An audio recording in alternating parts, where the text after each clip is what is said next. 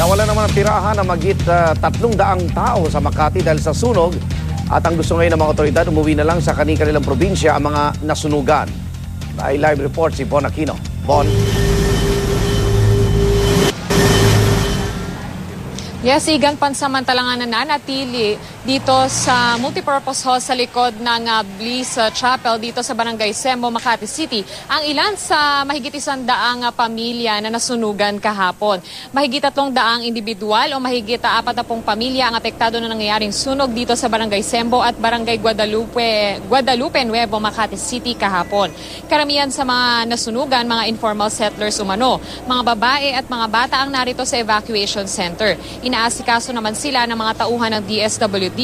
Binibigyan sila rito ng pagkain, kumot at iba pang pangangailangan.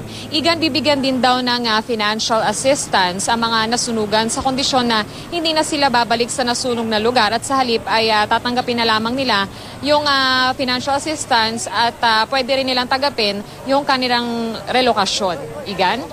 Maraming salamat, Bon Aquino.